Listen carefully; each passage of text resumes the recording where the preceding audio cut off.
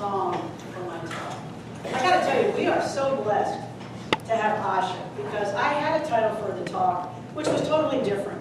We have a little spreadsheet that we put up the titles, and I had some title, and so she had picked, it was like You Are the Heroes or something like that. Okay, so, because I was all into the hero's journey. So she had picked these songs, and then she heard that I had changed the title. I didn't even tell her. So she called me up, she said, I hear you changed the title. I said, yes, it's an entirely new theme. It's now Thursday. But she did a wonderful job. You know, it's funny. Chris Kell sent me an email a couple days ago, and it had a quote from Mark Nepo, and it reminds me of that song. And the quote goes, "There are no wrong turns, only unexpected paths." And you were singing that, and it made me think of that. Anyway, I've committed to staying to 20 minutes today, hopefully, so when I get to 20, somebody yell out, because we have a hug meeting, and Chris is going to yell out. Because, stop, there's a big hook, and here goes Melanie. We're going to have a hug meeting, and then we're going to go into my party, and I so appreciate that. Yeah. So, I've been gone, and I'm glad to be back. I really am. I missed you. I missed us. As Judy T says, I love us. And she does, and it kind of caps, I feel like putting that on a banner. But I missed you individually, and I missed us collectively. And I'm very, very happy to be back. So I wanted to share with you a little bit about what I've been through in the past week, what I learned, what I experienced, because I was on a retreat for the last week of my seminary, but I really was like a man on a mission, because I was there to find out what I could learn, what I could bring back, what I could share here. So it was a wonderful week. The primary thing that I really got out of it, that I enjoyed, was it was a retreat. It was a chance to get away, to renew, to think, to meditate, to just take time. For those who don't know, I just finished up 2 years at the One Spirit Interfaith Seminary, which is a program in New York, which is where Chris Kell also graduated from a couple years ago.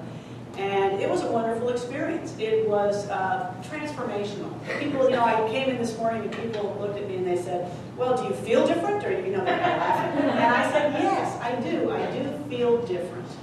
And it's going to be kind of an evolving thing that I'm going to share with you as time marches on. But I also want to say, and I was going to put this at the end, but I'll put it now, just my total appreciation to this community for supporting me on this trip. I would not have been there but for you, and I appreciate it. So, okay, so I'm in a little bit, this is not a marketing thing for One Spirit, but I want to tell you a little bit about it, because I had an experience while I was there, which is the basis for my talk. One Spirit is a 2-year seminary. It's based in New York. You can attend in person, or you can be what they call a distance learner, which means that you can participate by a web stream of the live classes, or if your schedule is really too jammed to even do that, hello, you can participate by what they call audiobook, which means you download it and you listen to it, or you can do a mix of all three, which is what a lot of people do. You have reading, you have to do assignments, you learn about all the different faith traditions, and you create ritual, and you also spend a lot of time on your own spiritual journey, because the premise of One Spirit, which is a lot like our premise, is that the best way to serve others is to have a solid grounding in your own spiritual path, to know who you are, to be able to tap the deep reservoir of spirit that is in you, because that is where our animation and our energy flows from. So a big focus of One Spirit is just kind of developing your own inner spiritual journey.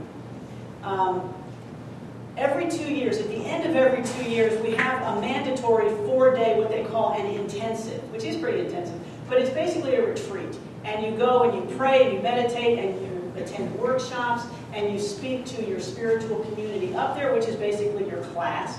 We had about 78 beautiful souls in my class from every walk of life, every age, and it was a wonderful gathering of spiritual seekers for 4 days up in a beautiful retreat, which is at the Stony Point Center, about an hour north of Manhattan. If you ever are looking for a really cool retreat center, that is it, unless you want things like amenities, which it really doesn't have all.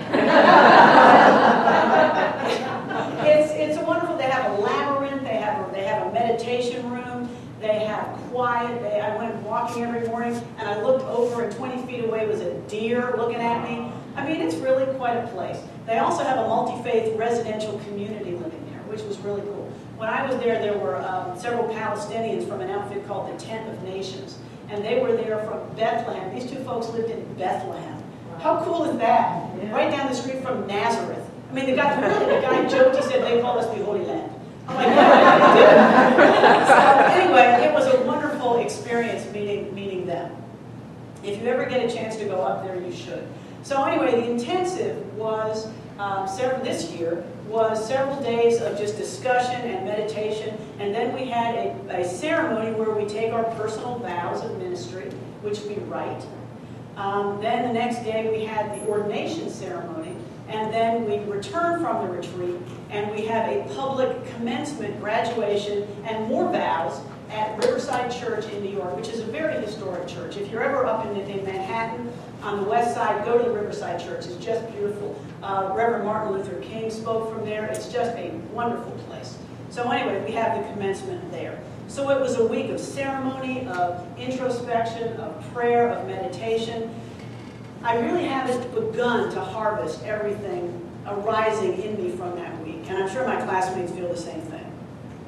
Okay, but I want to tell you what I learned, and more importantly, I want to tell you what I experienced just going beyond the simple gathering of information, other than the opportunity I had to connect with Spirit to deepen my own journey. One of the things, and this is not the main thing, but one of the things I experienced is when you do take time to get away and listen and be on a retreat like that, it just abundantly deepens your connection to Source. Who here has been on a retreat? Seriously, this is my plug for a retreat of several days, even one day. You just, it's so restorative to get away, to sit in silence. We had periods where you were in silence for 5 hours. That's wonderful. Now, of course, people were doing little hand gestures, and they were all texting. I'm like, a texting retreat. This is the modern version of being silent. Not really. But it was just, if you get a chance, go. They have wonderful retreat centers around here in Atlanta. Seriously, do it, because what you do is you get a glimpse of what we can live like always. It firms up your foundation, it puts your feet on the ground, it gives you a deep peace, which sometimes we just need to step away from our busy lives and get. It tells you that life that is more purposeful, more grounded, is truly possible. So I would advocate that, if you can get away and live just for a few days, someplace on a retreat. Okay, so at this point you may be asking yourself, that's very nice, but what does this have to do with the title to her talk? And this is where I get to blame Cindy. Because what Cindy has taught me is that if you come up with a title for a talk and it's general enough, and you put it in the bulletin and you stick it up on the marquee, you can talk about whatever you like.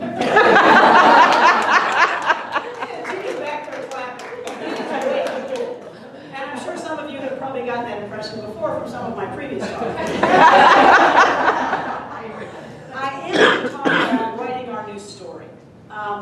We are jumping, as you know, feet first into writing our new story here at One World. We're releasing this building, we're finding a new space, we're moving into a transitional space. We are head over heels in the midst of writing our next chapter. And many of us are doing it individually in our own lives. We always do it. Every day we wake up, we are writing a new story.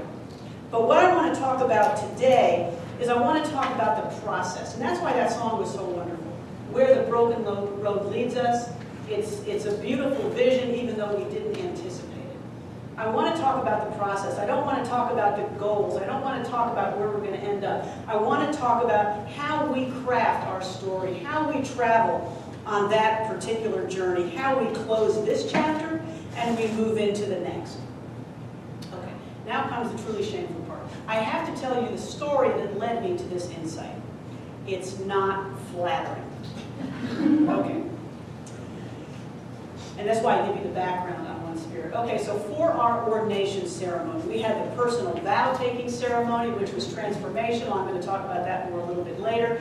And then we have the ordination ceremony. The vow ceremony was the night before, and The big day is coming. We're going to get ordained. And so this is the culmination of 2 years of study, of introspection, of searching, of writing, of reading. First you get the call that says, okay, I really think I want to follow this path. Then you've got to do all this work. Okay, so this is the culmination, the ordination, which was on Wednesday night. Okay, so what we all had was just a boatload of expectations. There was a lot of energy around this. We freighted it up. We loaded it up, me included, with energy about what it was going to be like, because this is a really big thing. It was going to be transformational. It was going to be profound. It was going to be really something.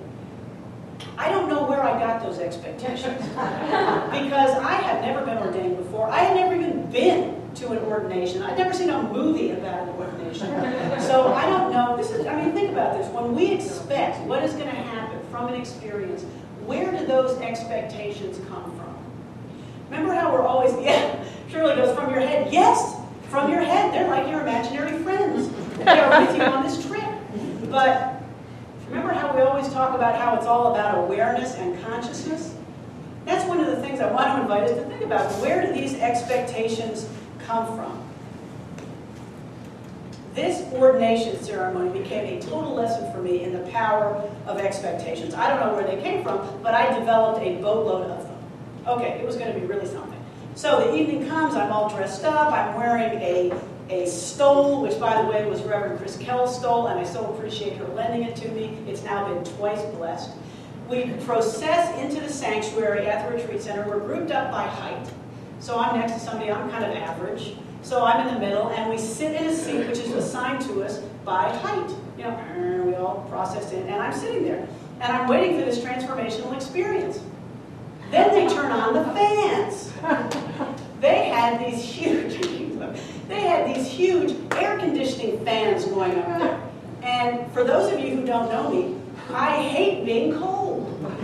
So this seems small and petty, but keep in mind that I am preparing for a transformational experience. And it has to be climate controlled. Okay, so I'm sitting under this fan, and I feel like I'm in a bad Charlton Heston movie. You know, the wind is blowing, I feel like I can hear the voice of God and see a bush. Burning but not consumed, you know? What is that? Okay, so I lean aside and I tell one of the folks, proctoring, excuse me, can you turn that down because I feel like I'm in a bad movie. And she tries and she turns it down a little bit, but it doesn't work. Okay, so I have a choice. Am I going to break the whole mood and go stand in the wall, against the wall, or am I just going to gut it out and sit there? I chose B because I figured I was just going to stay there. So I was really miserable physically in my transformational experience. And I was disappointed because my expectations were not being met. And I tried everything. I literally said, okay, I'm just going to pretend it's the voice of God. It didn't work. I had Chris's stole on my arms. How do you wrap yourself in a stole? It's hard. So it was a very different experience from what I anticipated. Now, having said that, it was still very meaningful because there's one point where you kind of get up and you walk someplace else, which was wonderful because it was A, meaningful, and B, not cold. But it was still a very good ceremony for me. And I'm sure as I look back, I'm going to appreciate it more because I'm going to forget the Charlton Heston stuff and I'm going to focus on all the other stuff. Anyway, I'm still mad. I'm still disappointed. Please don't think less of me. But I was waiting for something really hot, and it was like, oh my God, what's this? I'm cold. So anyway, we process out, and we go to a reception area. I am now a newly ordained interfaith minister. Okay, big stuff. I go to the reception area where everybody is gathered. My friend Cheryl, who is a wonderful woman, who's also just been ordained, comes up, grabs my hand, waiting for me to also be transformed, and she goes, oh my gosh, your hands are like ice. What happened? So me, being me, and not all that reverential, I launch into my story of the big fan. And she's waiting for me to be reverential and transported. And so she, being a woman of immense common sense, looks at me and says, oh, shut up. Which was just the right thing to say. Because she was right. What she was telling me was, Melanie, you missed the memo. That's not what it was about.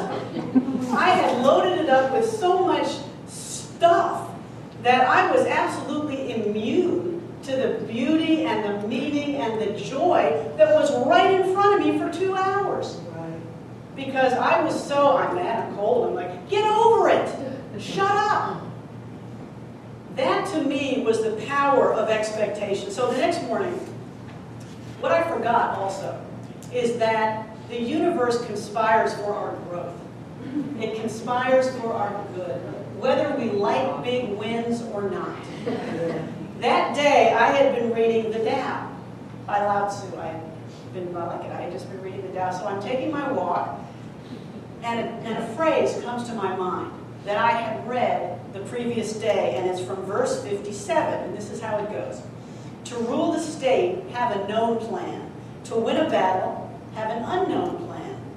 To gain the universe, have no plan at all. Let the universe itself reveal to you its splendor. It just came into my mind. And I thought, Melanie, that's the lesson. That's what you did not do.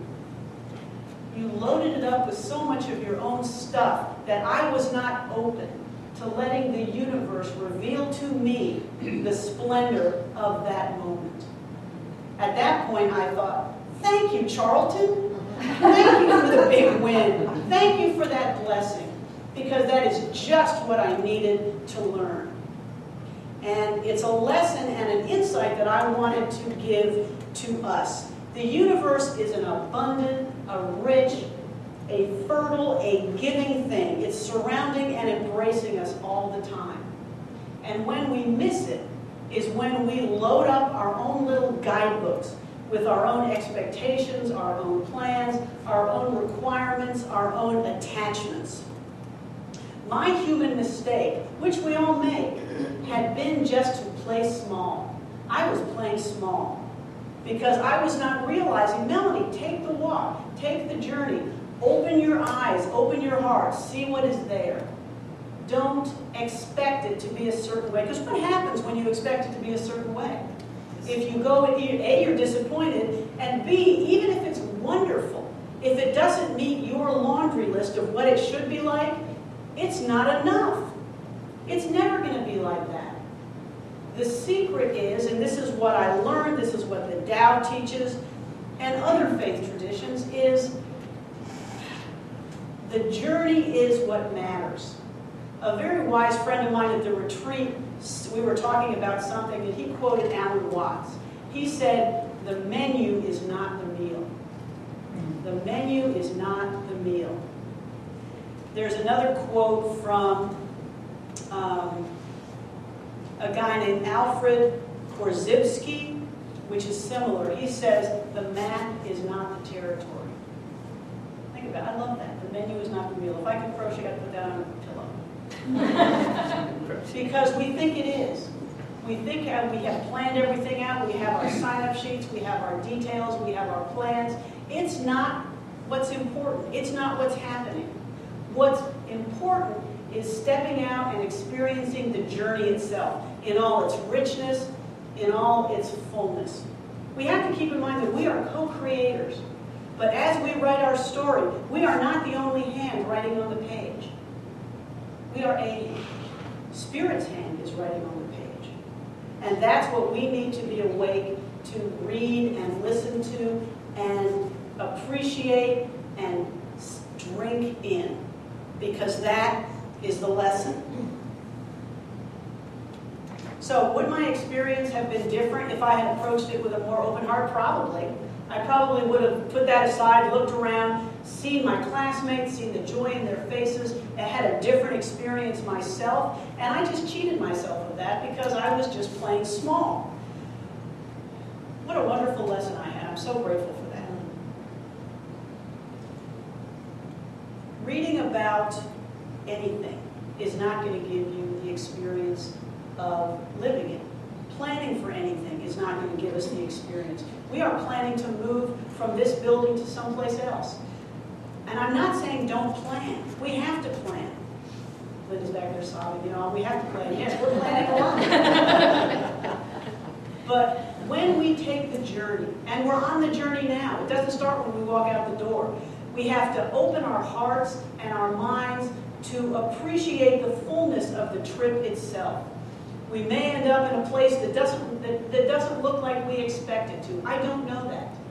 But it's going to be a wonderful place. It's going to be a transformational experience. We just need to be open to see it and experience it and appreciate it and know that it is there for us, for our blessing, for our greater good. That is the lesson. Zen Buddhist tradition teaches the wisdom of living life with what they call a beginner's mind. And I know we've all heard that, but that's what we're talking about. A beginner's mind is approaching everything, every experience, every person with a freshness and a curiosity and an openness and a joy that here is a gift that is going to bring me something. I don't know what it is, but it is going to bring me something which is going to improve my soul, open my heart, broaden my horizons. You know, they say that the sign of an effective teacher, even somebody who's taught for 20 years, is every time he or she teaches the subject, it's like it's brand new. It's like, wow, this is great. Look at this algorithm. Who knew? You know, and it could be year 18 for this person. But that is what animates the subject. That is what brings it alive. And the same is true in our own lives. If we approach even stuff we think we know, and as we get older, it becomes more of a risk because we get more experience, and so we think we know more stuff. That's what the quote on the front of the bulletin is. To a beginner's mind, everything is a possibility. To an expert's, there are few. Is because when you become an expert, by definition, you limit your options. You think you know what you're looking at. You don't always. So my invitation is for all of us, as we proceed collectively and individually, to look at life, look at the process, look at the road with a beginner's mind. In the Christian tradition, the wisdom is similar. In Luke chapter 9, verse 3, Jesus is sending out all the apostles to preach, and he says this, he says, "Take nothing for your journey, neither a staff, nor a bag, nor bread, nor money, and do not have even 2 tunics." I love that. Take nothing for the journey. Why? Because what you need is going to be provided. Don't worry. Just go and trust the path. Trust the journey. Because what you need on the road is going to appear, is going to be there when you need it. Now, I'm not saying, as I said, I'm not saying don't plan. We have to do that. But I'm talking about an attitude in which we approach the journey. An attitude of openness, of joy, of acceptance, of curious anticipation.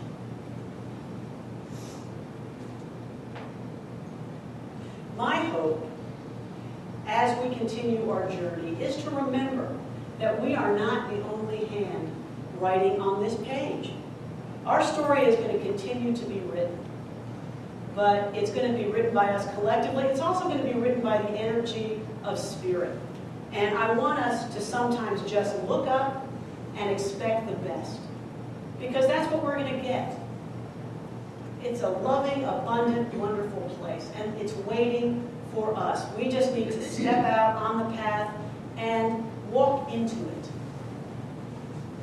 Now, I talked a little bit about my own personal vows of ministry. What we do is we all take our own personal vows.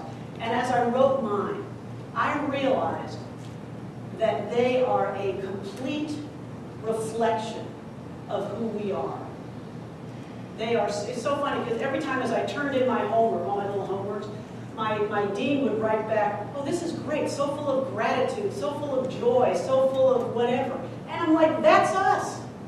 So it's kind of like I had you guys writing these for me, because what I think, when I think of my personal vow of ministry, my personal vow of how I plan to take this journey, is written in all our hearts. And you all have written it in mine. So I'm going to tell you what they are. Now, in my community, I took them to my spiritual community, and looking out, I saw their faces, but I also saw yours. So I'm going to tell you what they are. And this is the way it's my vow to you, and this is the way that I plan to write my page in our story. So they went like this. I will love first. I will remain present with an open heart, as that is the beginning of service. I will live every day in kindness, gratitude, and peace. That's how I plan to write in my book. So let's open that page and start writing. Let's take these thoughts into meditation.